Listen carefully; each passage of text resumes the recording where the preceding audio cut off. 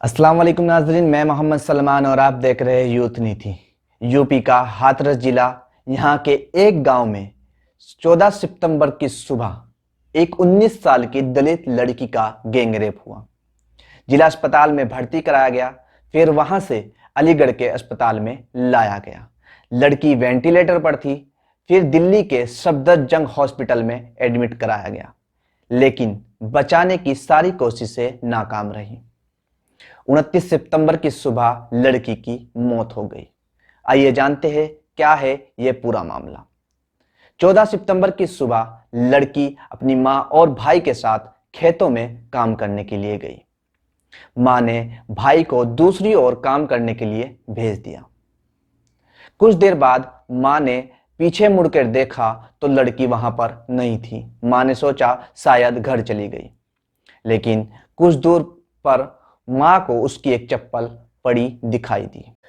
खोजा गया तो करीब 100 मीटर की दूरी पर लड़की मिली, खून से लथपथ, पूरी तरह से घायल। जब उसकी मां उसके पास पहुंची तो वह होश में नहीं थी। लड़की की गर्दन पर काफी गहरी चोट थी। गले में दुपट्टा डालकर खींचने की वजह से उसकी रीढ़ की हड्डी टूट चुकी थी और उसी वजह से उसकी जीभ भी कट गई। रीढ़ की हड्डी टूटने की वजह से लड़की के दोनों हाथ और पैर पैरालाइज हो चुके थे। उसी वजह से वह सांस भी नहीं ले पा रही।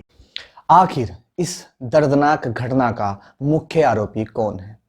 इस दर्दनाक घटना का मुख्य आरोपी उसी गांव का ऊंची जात का एक लड़का है जिसका नाम संदीप है। उसकी उम्र 20 साल है। संदीप का परिवार पहले भी यहाँ के दलित परिवारों को परेशान करता रहा है। इसी गांव में दलित लड़कियों के साथ छेड़छाड़ की घटनाएं पहले भी आ चुकी। पीड़ित परिवार के मुताबिक जब लड़की खून में लथपथ मिली तो वह कह रही थी कि संदीप ने किया है।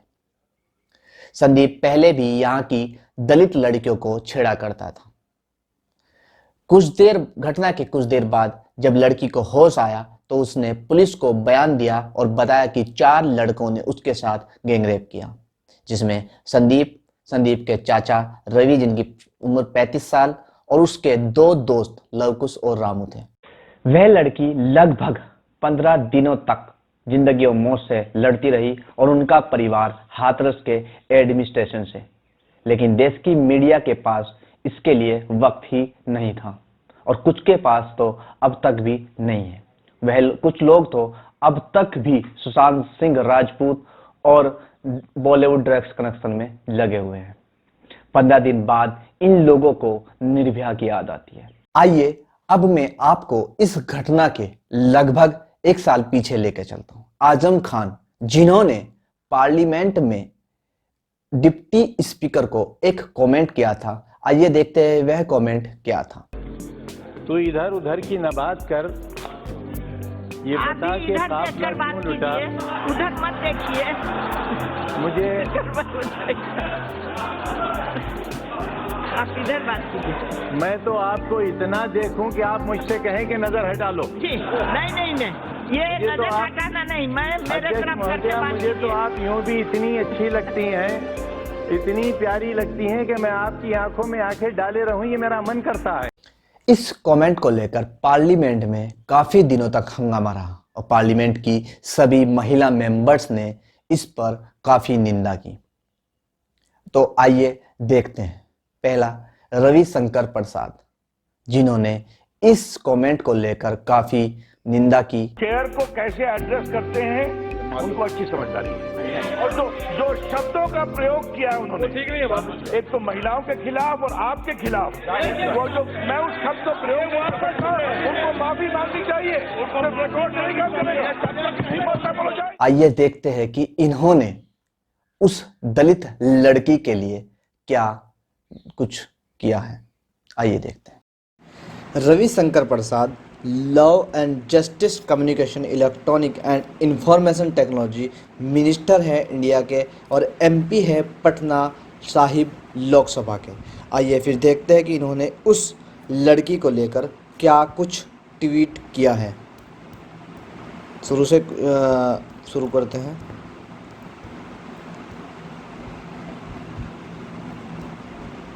दिन पहले से शुरू करते हैं। ये देखते हैं कि इन्होंने कोई ट्वीट किया है या नहीं।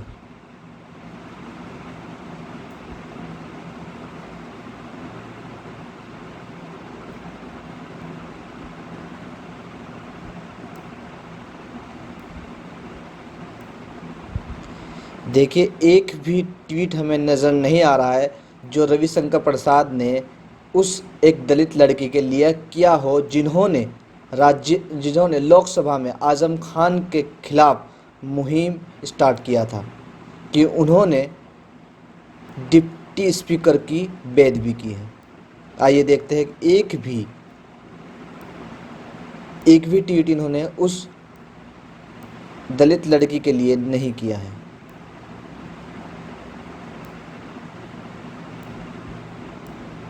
आप देख सकते हैं कि एक भी ट्वीट आपको नज़र नहीं आ रहा होगा। हमने इन्हीं का एक ट्विटर अकाउंट खोला हुआ है, उसमें इनका एक भी ट्वीट नहीं है उस गरीब दलित लड़की के लिए। इसी फहरिस्त में दूसरा नाम आता है संघमित्रा मौर्य, जो कि बदायूं से सांसद हैं। इन्होंने भी आजम खान के ट्वीट पर काफी हंगामा किया था। आइए देखते हैं। मान्यवर, हम महिलाएं आज बहुत बड़ी संख्या में संसद के अंदर हैं और मैं खुद एक सामान्य परिवार में जन्म ली हूँ। उसके बाद अपने पिताजी के संघर्षों के माध्यम से मैं एक राजनीतिक परिवार से जुड़ी हूँ। मैं बहुत भली भांति इस चीज का एहसास कर सकती हूँ मान्यवर कि महिलाओं पर, चाहे वो सामान्य परिवार की हो या किसी राजघराने की हो, राजनीतिक परिवार से हो, उसके ऊपर समय समय पर टीका टिप्पणी होती रही है। पहले भी हमारे तमाम महापुरुषों ने भी महिलाओं के हक और सम्मान के लिए लड़ा है। आज मान्यवर मैं इसलिए आपके सामने खड़ी हुई हूँ कि कल जो सदन में हुआ है, हमारे बीच की ही एक सांसद जो पीठासीन सभापति के रूप में बैठी थी, मान्यवर उन पर जो कमेंट किया गया है, अशोभनीय शब्द का जो प्रयोग किया गया है, माननीय सांसद को उसके लिए क्षमा मांगना पड़ेगा। मान्यवर, उन्होंने इस्तीफे की बात की है, हमें इस्तीफे से नहीं मतलब है, हमें क्षमा चाहिए, उन्हें माफी मांगना होगा। मान्यवर आकर के सदन में, मान्यवर उन्हें सदन में आकर माफी मांगना होगा।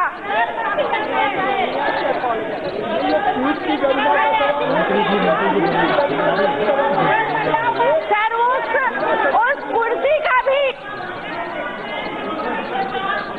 आपकी अनुमति से। तो आइए देखते हैं कि इन्होंने हाथरस की उस दलित लड़की के लिए कितना हंगामा किया है, ये भी हम देखते हैं। आइए इनके ट्वीट्स देखते हैं कि इन्होंने उस लड़की को लेकर क्या ट्वीट्स किया। यह Twitter account doctor Sanghamitra Maurya का है, जो कि बदायूं से सांसद हैं।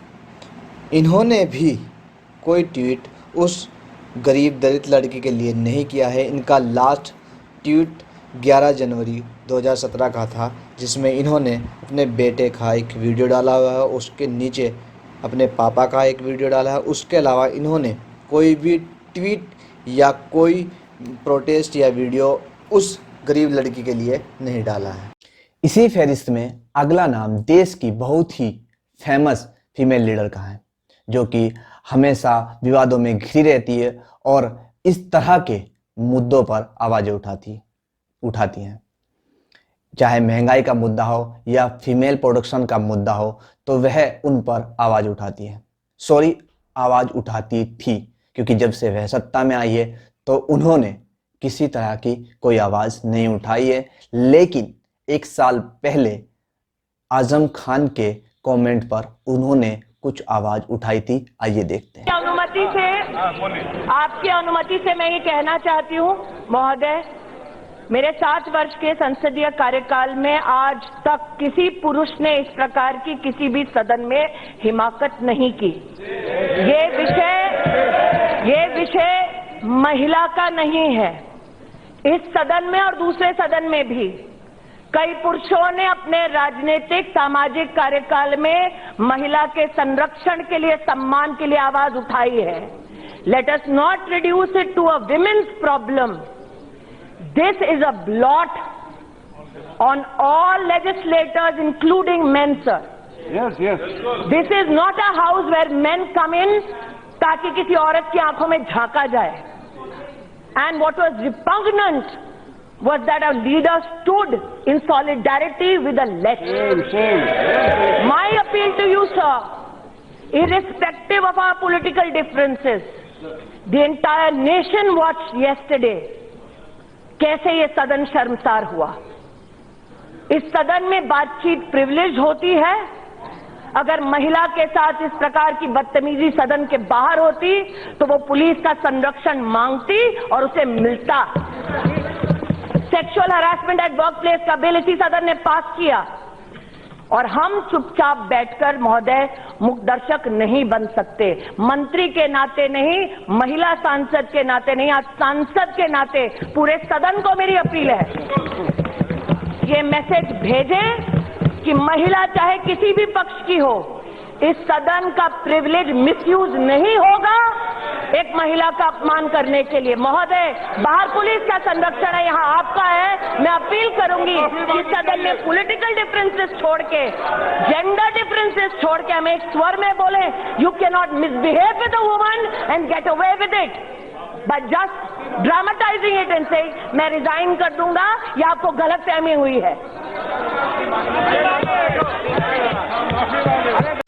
तो आइए अब देखते हैं कि उन्होंने उस हाथरस की दलित लड़की के लिए कितनी आवाज उठाई है और क्या कुछ लिखा है. आइए देखते हैं.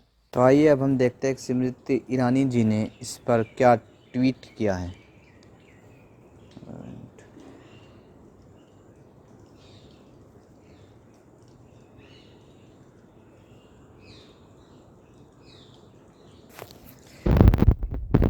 स्मृति ईरानी जी ने माँ गंगा समस्त देशवासियों के विश्वास और आस्था का केंद्र है, इसमें भी कोई जिक्र नहीं है. उससे बाद उन्होंने एक जिक्र किया, एक और ट्वीट किया 2 दिन पहले, prayers for speedy recovery of the honourable vice president of India, इसमें भी कोई जिक्र नहीं है. तीसरा उन्होंने ट्वीट किया, देखते हैं कहीं और कुछ हमें मिल जाए इससे रिलेटेड.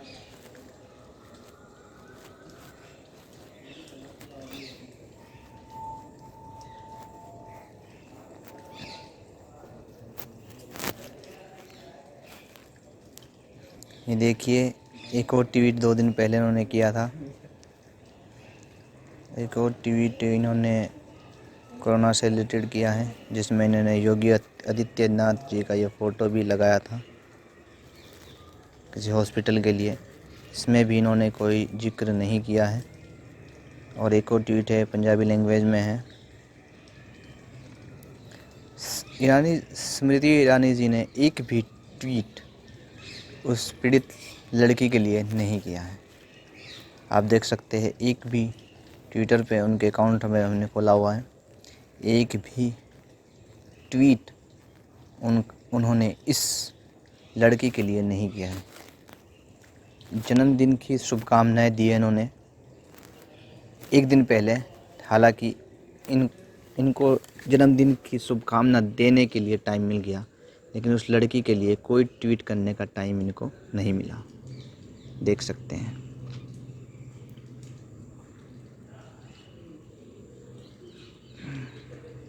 इस फहरिस्त में कुछ और नाम हैं जिन्होंने आजम खान के कमेंट की काफ़ी निंदा की, जिसमें नवनीत रवि राणा, नुसरत जहां, अनुप्रिया पटेल, ऐसे काफ़ी नाम हैं जिन्होंने आजम खान के उस कमेंट की निंदा की थी. लेकिन एक भी ट्वीट या वीडियो या प्रोटेस्ट उस दलित लड़की के नहीं किया. हमारा यह सब वीडियो और ट्वीट्स दिखाने का मकसद कुछ और नहीं, बस यह था कि जिन लोगों ने 1 साल पहले आजम खान के एक कमेंट की इतनी निंदा की और इतना बवाल खड़ा किया, उन लोगों ने हाथरस की इस लड़की के लिए क्यों चुप्पी साधी? क्या इसलिए कि उनकी सरकार सत्ता में है? तो अब हमें यह खुद डिसाइड करना है कि हमें कौन सी सरकार चुननी है. क्या ये दोगली सरकार जो एक कमेंट को लेकर तो बवाल खड़ा करती है पर एक रेप को लेकर कुछ नहीं बोलती।